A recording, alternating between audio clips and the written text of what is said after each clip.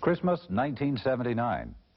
Soviet Spetsnaz forces, Russian counterpart of American Green Berets, have infiltrated the country of Afghanistan through the Russian embassy at the Afghan capital of Kabul. The Soviet Spetsnaz are dressed in Afghan army uniforms and utilize vehicles with Afghan army markings. They approach the palace of President Amin and they attack. Oh!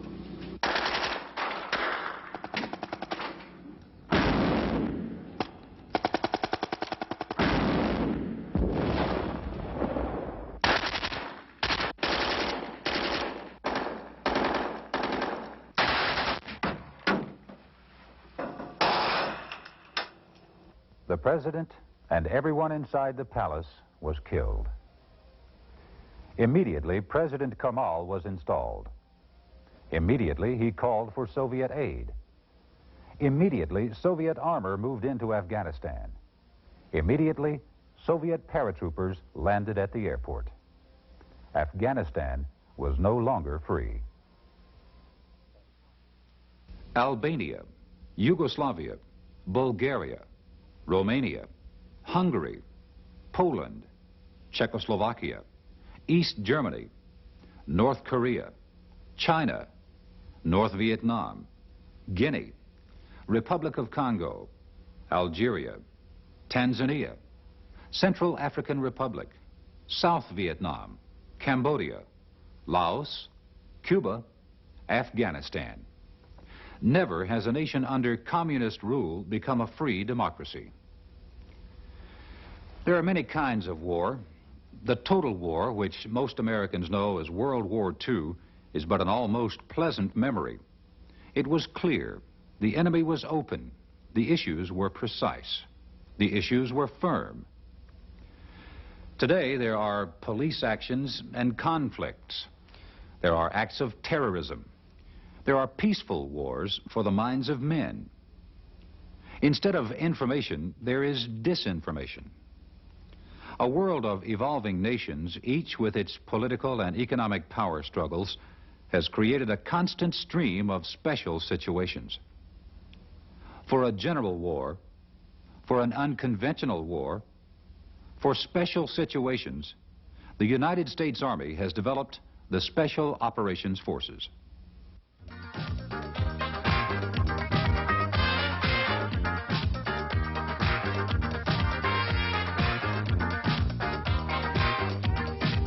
Brother Cuba, tie up Grenada, then terror by administrative sector, interrogation, assassination. That is why Grenada singing God Bless America. Tell the Russians we are making jokes. Communism for us can work. We the people of the Caribbean are used to freedom.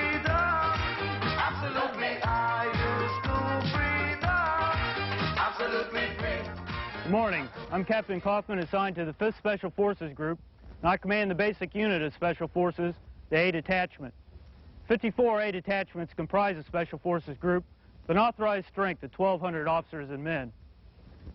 Special Forces Group consists of a headquarters and headquarters company, service company, military intelligence company, signal company, and 3 operational C detachments, also known as Special Forces battalions. Within each Special Forces battalion, there are 3 operational B detachments, also known as Special Forces companies, with 6 A detachments apiece. The missions of Special Forces are to conduct foreign internal defense, unconventional warfare operations, strategic reconnaissance, and strike operations in support of U.S. national objectives, military strategy in times of peace or war. Special Forces A detachments also conduct joint operations with our allied military units, whom we refer to as our counterpart forces. In order to accomplish these highly sensitive and important missions, Special Forces A detachments are language trained and area oriented. This means that all detachments are targeted against specific areas of the world, required to learn the language, geography, customs, traditions, and social mores of its people in order to work more cohesively with the local populace. This time I'd like to introduce my detachment. It's been specially formed to show its composite language capability, military occupational skills. Each individual explained his duties and responsibilities, both in his foreign language specialty and in English.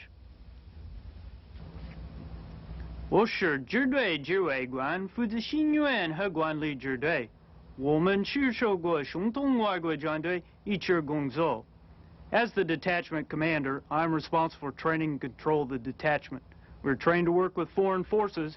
However, we also have the capability of conducting unilateral strategic special operations, and I speak Chinese. Je suis lieutenant Sauter, l'officier adjoint et le commandant second du détachement. I'm Lieutenant Sauter, the detachment executive officer and second in command. My duties include supervision of all administrative and logistical matters of the detachment and our counterpart forces. We are prepared to provide advisory assistance in one or all of the following areas: tactical operations, intelligence, psychological operations, and population and resource control. An inherent capability of this detachment is to split into two elements or strategic reconnaissance teams. I would command one of these teams. I speak French and Greek. Kapong Japi said Chun. Pong Pentahun Fayutagun led Japi said. I am Sergeant Chun, the operations sergeant and the senior non-commissioned officer on the detachment. I advise the detachment commander and his counterpart on planning, operation, and training. I can advise and present instruction in small unit tactics such as raids, ambushes, and patrolling. I receive advanced training in parachute packing and light weapons. I'm cross-trained in demolition and communication, and I speak Thai and Laos. Sono Sergente Borscher, the Sergente Intelligenza. I am Sergeant Borscher, the Intelligence Sergeant. I am trained in intelligence and counterintelligence operations. My responsibilities include a continuous analysis of the enemy, terrain, and local population. During low-intensity insurgencies, I advise the detachment commander and his counterpart on methods of conducting denial operations, border surveillance, identification, and interrogation procedures. In the unconventional warfare mode, I advise the detachment commander and his counterpart on planning, training, and organizing clandestine intelligence operations to include escape and evasion nets. I'm cross-trained in light and heavy infantry weapons. I've received advanced training in Arctic, mountain, and pathfinder operations. I speak Italian and French. Yo soy Sargento Lozano, el médico del destacamento. Proveo el entrenamiento y el apoyo a nuestras fuerzas y las fuerzas aliadas. I am Sergeant Lozano, the medical supervisor. I train and support our counterpart forces. I'm responsible for the health and welfare of the men of this detachment and to those indigenous personnel with whom we operate. I am proficient in all aspects of emergency medical care to include first aid, minor surgery, evacuation, sanitation, hospital administration, and medical supply procedures. I can organize and supervise first aid stations, field hospitals, and dental clinics. I have received advanced training in underwater operations, desert, jungle, and mountain operations. Additionally, I've been cross-trained in heavy weapons and communications. I speak Spanish. Soy Sargento Calero, el asistente médico. I am Sergeant Calero, the assistant medic. I have the same qualifications as the medical supervisor. We both participate in all patrols and special operations. Having worked in hospitals, we are prepared to provide outpatient care. I received advanced training in military operations in the desert, mountain, Arctic, jungle, and close quarters combat. I'm cross-trained in light and heavy weapons. I speak Spanish. I'm Rakib Stewart, Rakib Muhandas. I am Sergeant Stewart, the Engineer Sergeant. I am responsible for all engineer training, construction projects, and demolition conducted by our detachment to our counterpart forces. I am trained in both American and foreign, mines, booby traps, and explosives. I received advanced training in mountain, desert, Arctic, urban, and ranger operations. I'm cross-trained in light infantry weapons. I speak Arabic. I'm Sergeant Deckelmark, the engineer specialist. I have the same basic skills as an engineer sergeant. With the aid of explosives, we can destroy both natural and man-made obstacles. I've received advanced training in jungle operations. I'm cross-trained in light weapons. I speak Lingala, French, Flemish, and Afrikaans. I have a basic working knowledge in English language. Mein Sergeant Irvin Hun. Mein body hat Hun Kaagwa Hun. I am Sergeant Irvin, the heavy weapons leader. I'm responsible for all crew-served weapons training conducted by our detachment to counterpart forces. I am trained in both American and foreign crew-served weapons. I am also prepared to present instruction in small unit tactics. During peacetime, I assist in training civil disturbance and disaster relief forces. My cross-training and other skills permit me to work with local police and other security forces. I've received advanced training in military operations in the mountains, jungles, desert, ranger, and special operations. I'm cross-trained in demolitions. I speak Urdu. Ana Rakib Gregory, El Rakib al-Aslihat al-Khafifa. I am Sergeant Gregory, the light weapons leader. I am responsible for all individual light weapons training conducted within this detachment and to our counterpart forces. My duties and responsibilities are similar to those of the heavy weapons leader. In a military assistance role, I can provide training in survival, methods of instruction, and small unit tactics. I received advanced training in military free-fall parachuting and special operations and tactics. I'm cross-trained as a medic and in communications. I speak Arabic. Siak Sargento Boncayo, Supervisor de Radio Aparador. I am Sergeant Boncayo, the Radio Operator Supervisor. My duties include maintaining a secure communications link from my detachment in the field to higher headquarters. I'm also trained to maintain my own radio net, plus advise counterpart forces in radio, wire, visual communications, and crypto systems. I have received advanced training in Ranger and mountain operations. I am cross-trained in light and heavy weapons. I speak Ilocano and German.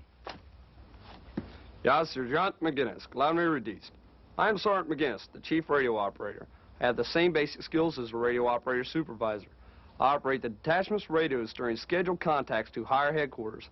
I can train counterpart radio operators in radio telephone procedures and continuous wave transmissions. I have received advanced training in desert, mountain, and winter operations, in skiing, as a sniper, in special operations. I'm cross-trained in demolitions, and I speak Russian. Special Forces A detachments have been employed on numerous operations throughout the world. Since 1975, nearly 500 mobile training teams from Fort Bragg and other commands have been employed in 58 different countries. We are prepared to accomplish these and any assigned mission at any time. Inherent to Special Forces training is basic self-defense. Techniques we'll demonstrate here this morning may be used against small arms and improvised weapons. During the demonstration, pay particular attention to the knife edge of the hand, the elbows, knees, heel and toe of the boot. Demonstration will consist of escapes from the front and rear, the knife, pistol, and bayonet disarm.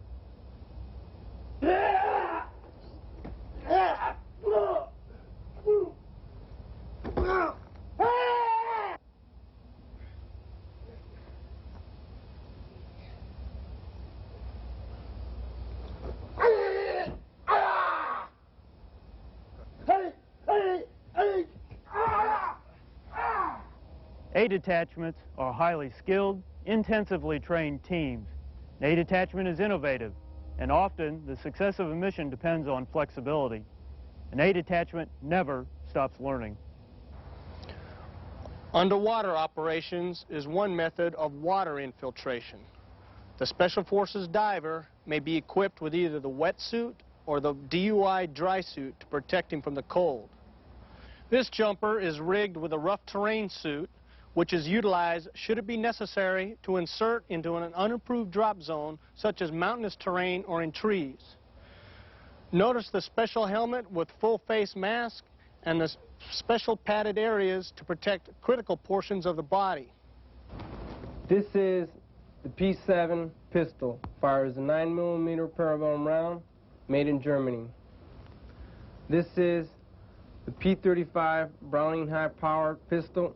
Fires a 9mm parabellum made in Belgium. The dental set and the mobile laboratory set, which enables the medic to perform basic laboratory skills in the field. A detachment medical personnel are trained in hospital operating room procedures. These items are of the demolitions kit, which affords the detachment with electrical as well as non-electrical firing capabilities of high explosives. This is the MP5A3. This is the MP5 Kilo. Both weapons are similar and fire a 9mm parabellum round. Weapons are submachine guns and are made in Germany. The equipment you see displayed may be either worn or carried into the operational area by individual detachment members. More equipment might be carried as dictated by the mission. However, in Special Forces, emphasis is placed on highly trained individuals operating with a minimum amount of equipment. This jumper is rigged for standard static line parachute insertion. Along with his individual weapon and equipment, he is equipped with the T-10 Reserve and the MC-1-1 Bravo main parachute. Many Special Forces missions require entry into and exit out of places without discovery by local authorities or military forces. Waterborne operations include underwater demolitions, navigation, and swimming with open and closed breathing apparatus.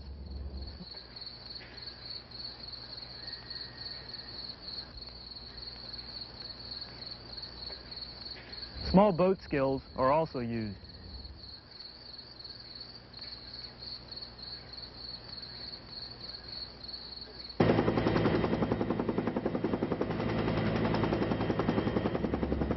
A detachments are highly experienced in air operations, whether it be a normal helicopter move forward,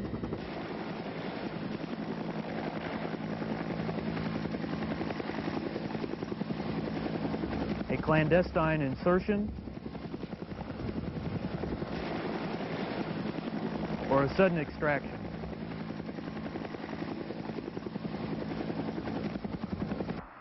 The United States Air Force often provides aircraft for Special Operations Forces.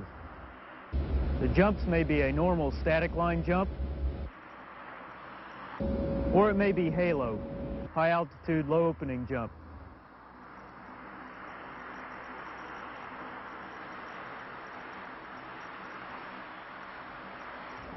A HALO jump often is employed on clandestine missions. The team exits at high altitude wearing oxygen mask and cold weather gear.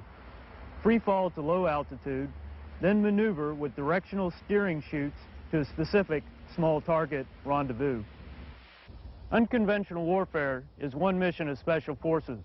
It may be conducted in remote, urban, or rural environments in times of peace or war.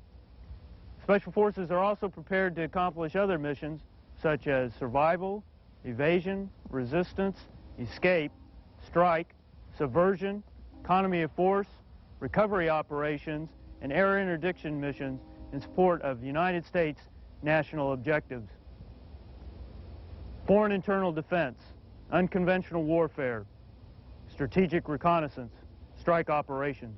We are ready. Special Operations Forces consist of 5 elements: Special Forces, Civil Affairs, Psychological Operations, Special Operations Aviation, and Rangers. And now, Civil Affairs. Members of the United States Armed Forces must comply with the provisions of international agreements and law when dealing with the people and governmental agencies of a host or liberated territory. The United States Armed Forces must also comply with the provisions of United States national law. There are 4 basic missions of civil affairs. United States Army Civil Affairs soldiers support general-purpose forces missions in wartime by identifying for the tactical commander local civilian resources, facilities, and support for U.S. forces through area studies and on-the-ground area surveys. Civil affairs soldiers also assist in minimizing local population interference with U.S. military operations. An example of this is refugee or displaced persons evacuation and care.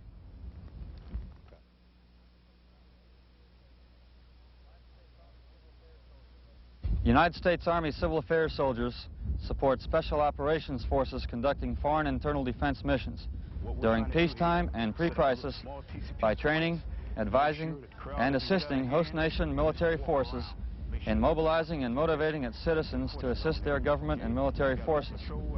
An example would be teaching host nation military forces how to plan, train for, and conduct civic action projects such as digging wells, road construction, and other such projects that will enhance the image of the host nation government and military forces in the eyes of the local citizens.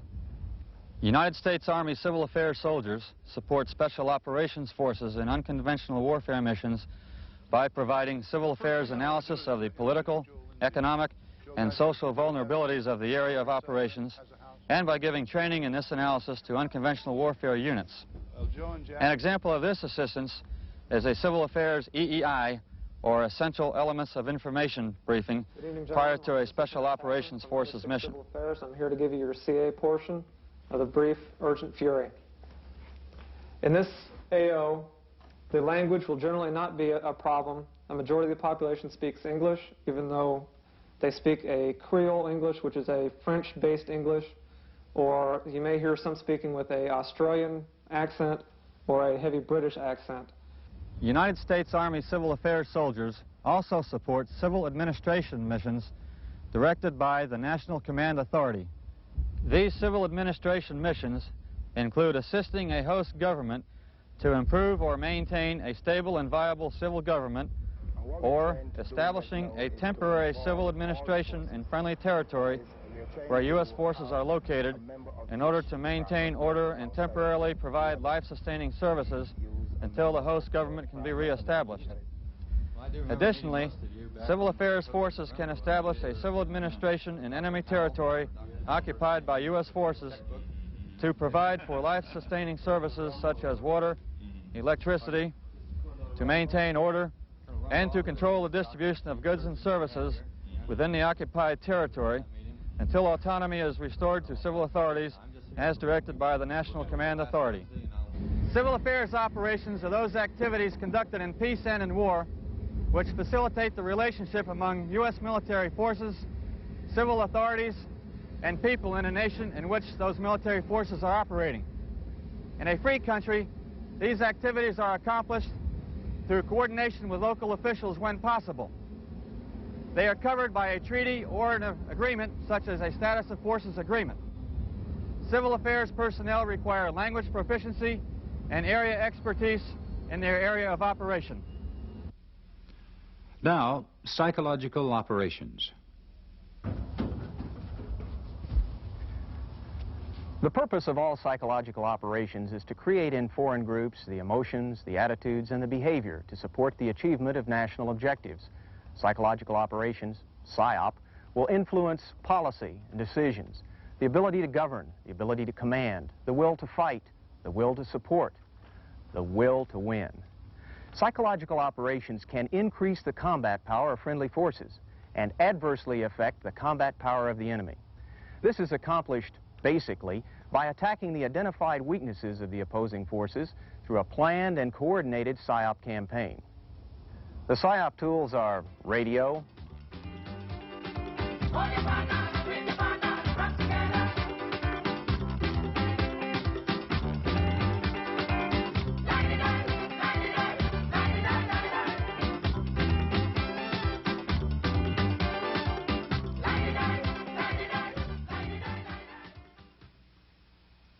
television, leaflets,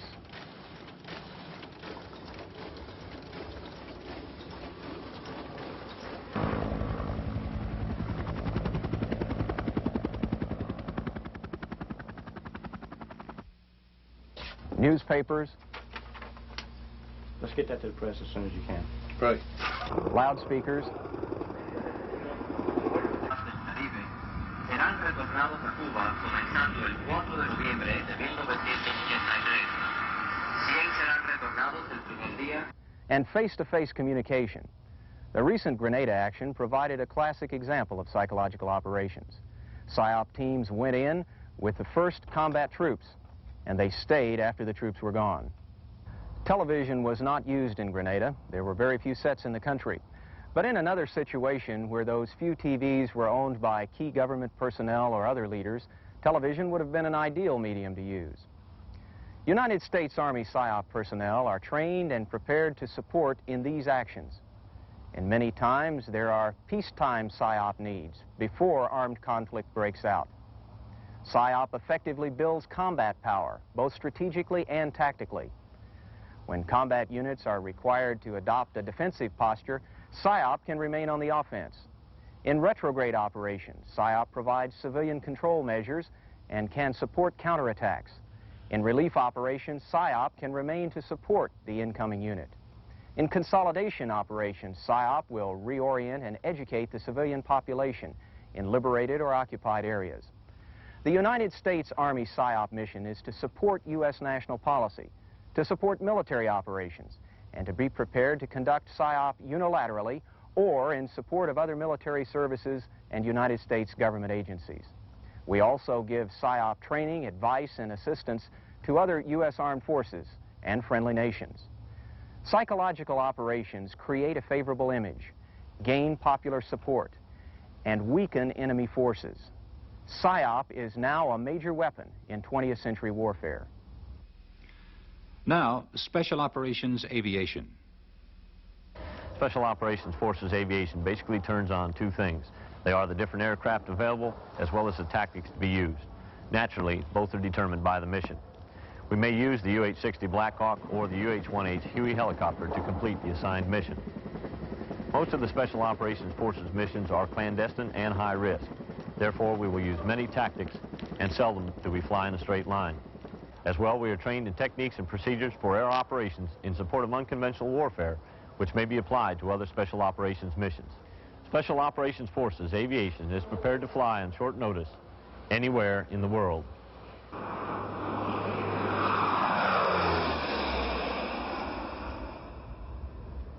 The primary mission of the Military Airlift Command's Special Operations units is to support the Army's Special Operations Forces. Our support consists of infiltration behind enemy lines, resupply of food, munitions, and equipment, exfiltration from objective areas after mission completion, firepower in support of ground forces, and leaflet dissemination and radio TV broadcast missions which enhance the overall PSYOP campaign. The commander of the recently formed 23rd Air Force directs the USAF Special Operations efforts through the 2nd Air Division located at Hurlburt Field, Florida. The Air Division's subordinate units consist of the 1st Special Operations Wing with 3 Special Operations Squadrons.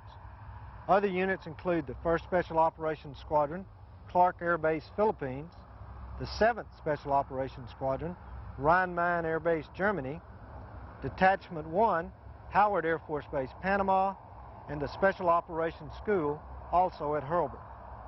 Let's examine our Special Operations aircraft. This is the MC-130 E-model aircraft, which is commonly known as the Combat Talon or Blackbird. Its special features include a terrain-following and terrain avoidance radar system, which permits low-level penetration of enemy territory so as to avoid radar detection. Its sophisticated navigational package allows it to pinpoint hard-to-find drop zones and landing areas. The Combat Talon can also exfiltrate forces from unimproved landing zones when they are available.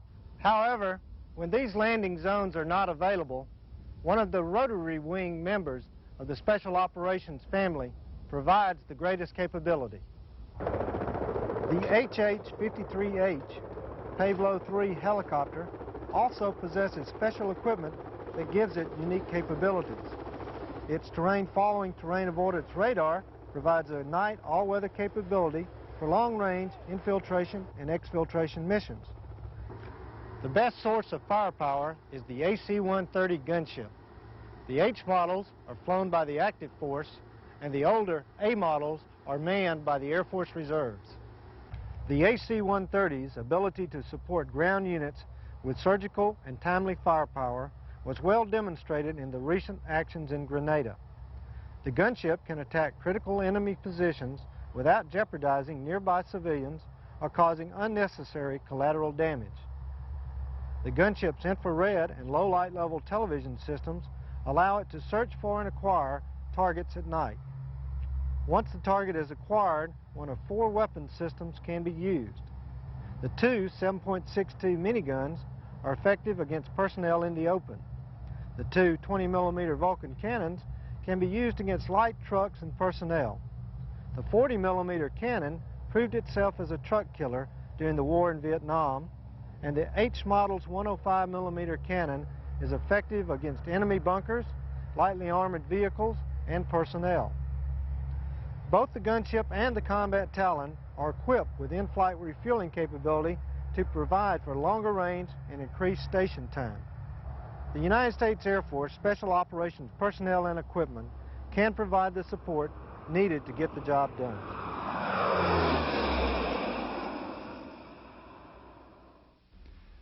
And now, Rangers.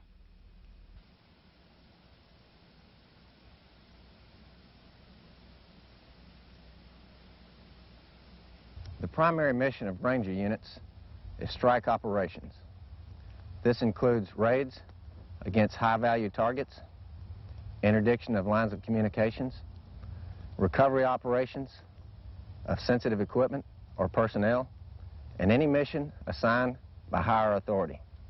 Rangers are the primary light infantry ground force available to U.S. planners for the conduct and support of special operations. They can be deployed anywhere in the world on short notice by land, air, or sea, supporting United States resolve or support of allied nations or host countries. The employment of such a force provides a clear signature of our readiness to commit combat forces to protect U.S. interests abroad. Rangers are elite forces composed of highly trained and motivated soldiers. All are airborne qualified, and most are Ranger qualified. The unique thing about Rangers is that they are four-time volunteers. They volunteer for the Army, they volunteer for airborne training, and then they volunteer to serve in one of the Ranger battalions. After serving in a rifle squad for a reasonable amount of time and being selected by their chain of command, finally they volunteer for attendance at the United States Army Ranger School. Rangers are highly trained in light infantry tactics. They receive extensive training in patrolling techniques, airborne and air mobile operations. To enhance their capabilities, Rangers conduct off-post deployments to include jungle, desert, and Arctic environments each year. Selected members of each battalion conduct special skills training in advanced demolitions, scuba, and halo insertion techniques.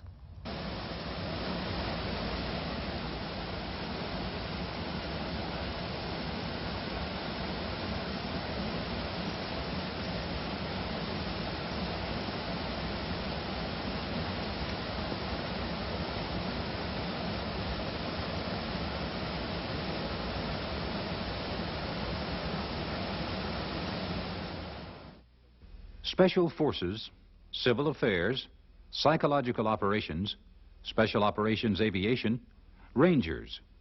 Those are the 5 components of the Special Operations Forces. The 5th Special Forces Group is stationed at Fort Bragg, North Carolina, with 3 battalions. The 7th Special Forces Group is also stationed at Fort Bragg, North Carolina, with 2 battalions, while its 3rd Battalion is in Panama and under the operational control of SOUTHCOM, or Southern Command. The 10th Special Forces Group is stationed at Fort Devens, Massachusetts, with 2 battalions and 1 battalion deployed to Germany and under the operational control of EUCOM, or the European Command. The 1st Special Forces Group will be reactivated soon. It should be noted that 58% of the Army's Special Forces strength rests in reserve units.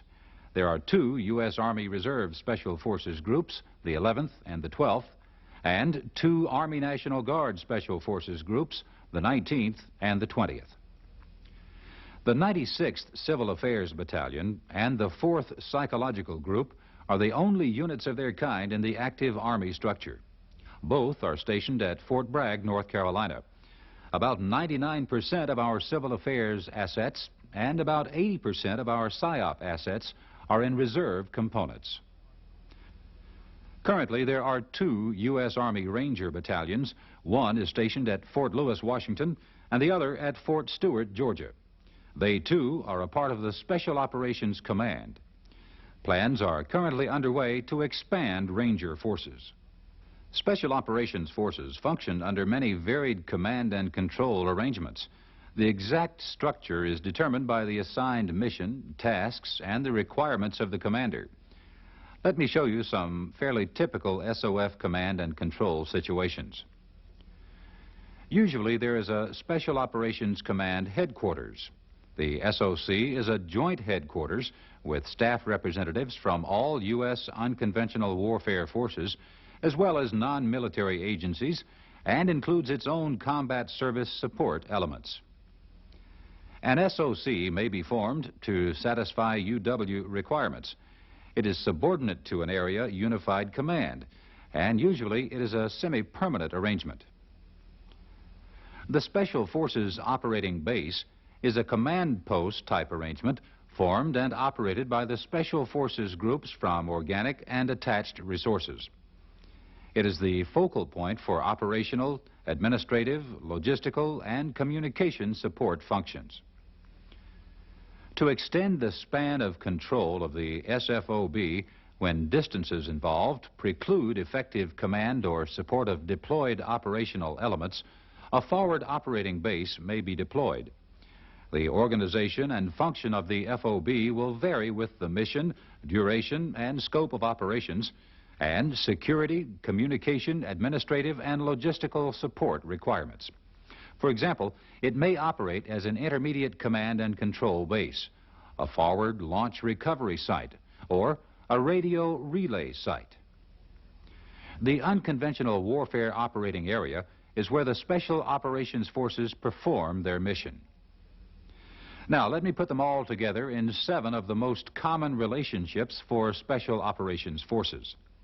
The most common relationship for the Special Forces operating base is to direct all operations in the UWOA. It provides command, control, administrative, and logistical support for all its detachments in the UWOA, as well as those awaiting deployment at the SFOB. In this situation, the SOC exercises command and control over Special Forces detachments in the UWOA. This may be for sensitive missions where positive control and maximum security measures are required. Those detachments awaiting deployment remain under the command and control of the SFOB. Deployed detachments may communicate directly with the SFOB for administrative and logistical support. Theater UW missions may require the establishment of an FOB as a separate control headquarters reporting to a command other than the main SFOB. In this situation, the FOB provides direct command, control, administrative, and logistical support for all of its detachments. The FOB coordinates with the SFOB for operational, administrative, and logistical support as required. An FOB may be established as an intermediate control headquarters to extend the span of control, support, or communications of the SFOB. The Special Forces Group has the organic assets to establish 2 forward operating bases. In this situation, the FOB may be employed using a subordinate FOB to further extend its span of control, support, or communication. In this situation, a core area of intelligence interest encompasses the UWOA, although UW operations are beyond the core areas of influence. U.S. UW forces are intended primarily to support the theater or unified command, and the majority of intelligence information gathered by UW forces is of interest to and for use by these commands. The sensitive nature of UW operations requires adherence to principles of compartmentation and strict security. Intelligence flow would follow existing lines of command and control, with appropriate information being passed to the Corps commander by the theater or unified commander. However, an SF liaison party may be provided by the SFOB to support the Corps headquarters at this time. The SF liaison party stays abreast of activities within the UWOA and informs the Corps commander and staff. It makes continuing reports on matters within the scope of its mission, keeps appropriate records, and advises the Corps commander of reports sent back to the SFOB. In particular, it ensures the timely flow of intelligence from the UWOA through the SFOB to the liaison party at Corps headquarters. Communications and operational security are essential to the survivability of UW forces in the UWOA, and therefore only critical essential elements of information, or EEI requirements, should be selected for collection by Special Forces elements. The SFOB retains command and control and provides administrative and logistical support to the operational detachments in the UWOA. During this situation, a core area of influence closes on the UWOA and operations of either conventional ground forces or UW forces impact directly on the other. This may dictate passage of operational control of appropriate UW forces to the conventional commander. Close coordination and a rapid, timely flow of intelligence information must be maintained between UW and conventional forces. At this time, a Special Forces Liaison Party is normally provided by the SFOB to the Corps headquarters.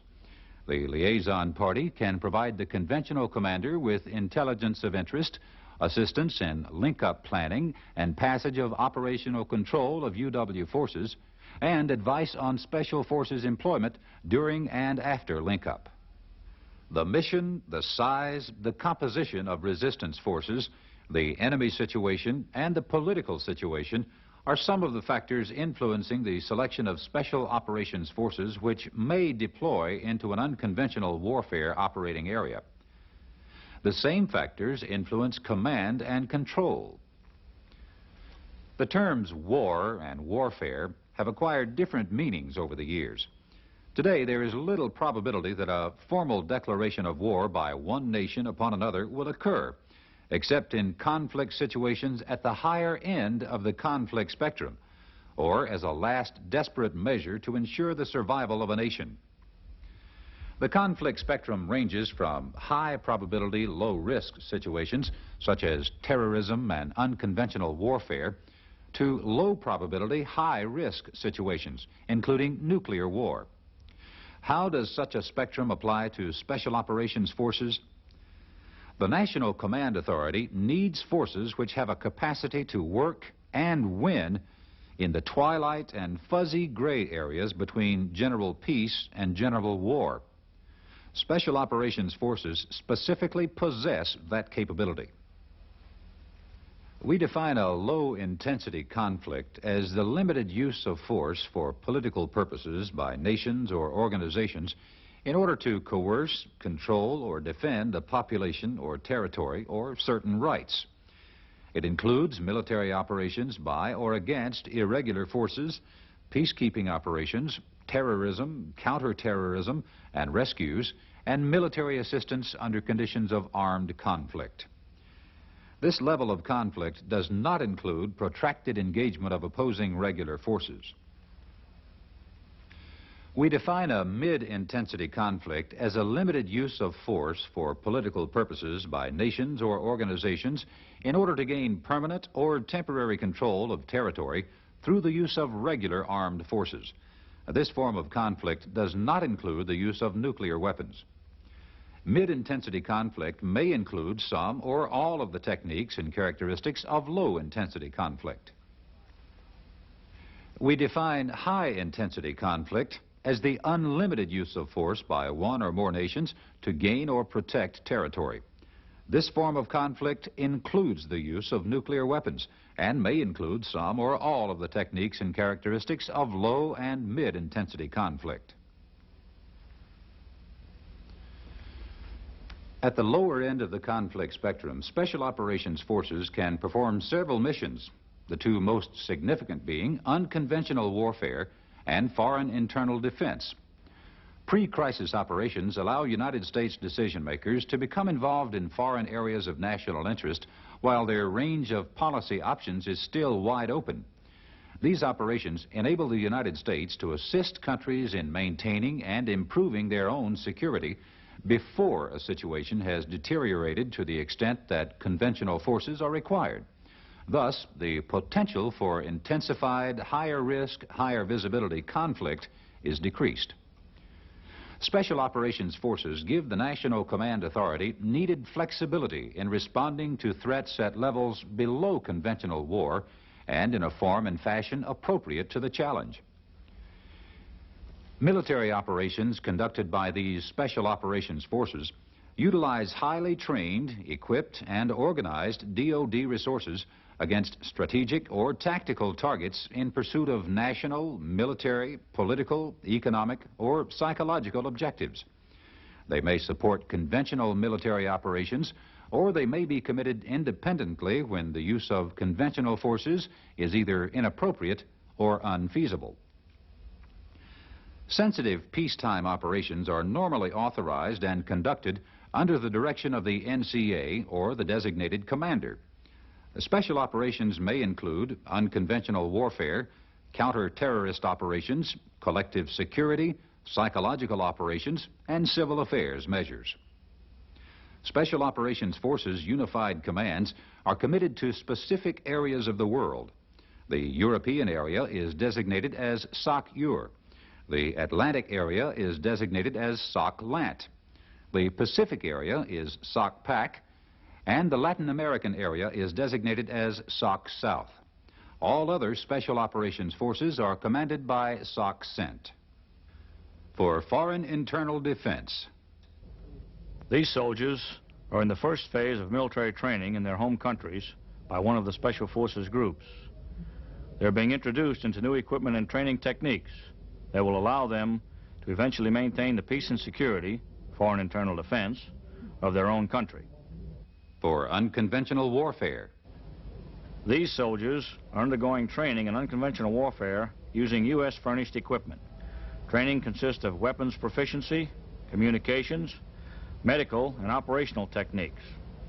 Well, our leader here right now, our advisor, PSYOPS as he's known, he's great to me, and he's going to guide us, and as I will guide my men in the future. And I want to say praise to them and to the American government, and especially the members of the Fort Bragg in North Carolina for the training I received from them. Thanks. For strategic or tactical reconnaissance,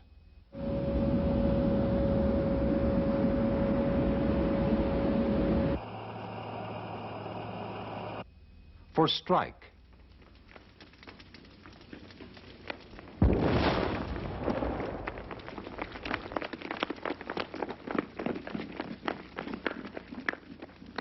for strategic and tactical psychological operations, Cualquier cubano todavía en el país. For civil affairs operations,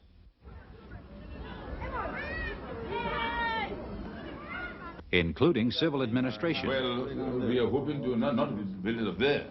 We are hoping to rebuild it. For rescue,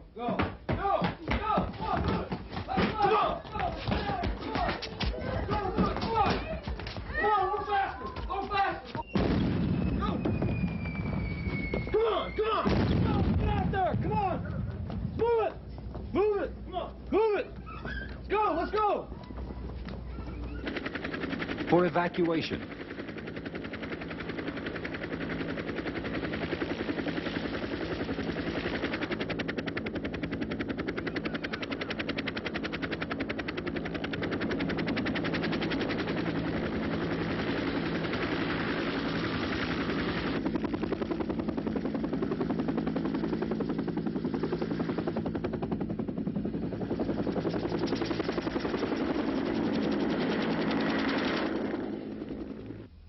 for humanitarian operations, kind of get them in a position or a line. We'll take the youngest first, and we'll work up to the oldest.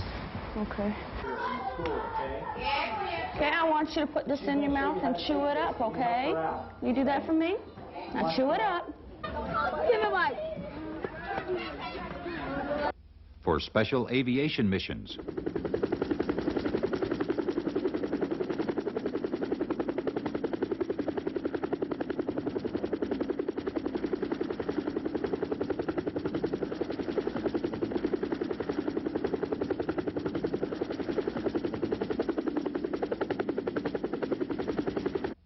for sabotage,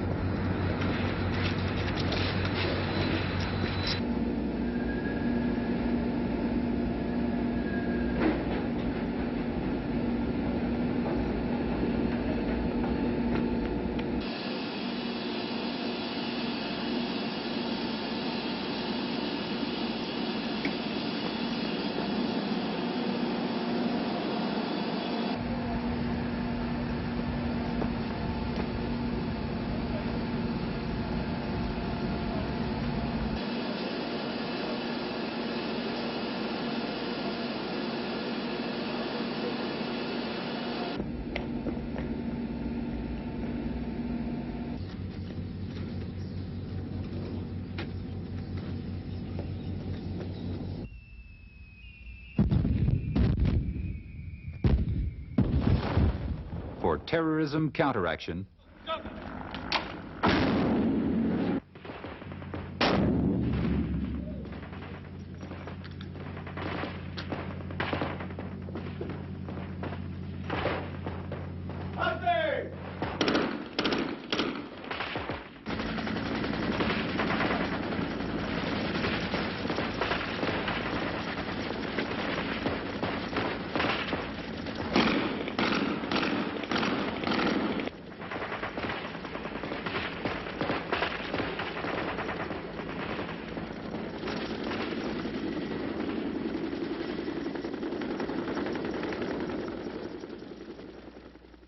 Special Operation Forces are ready.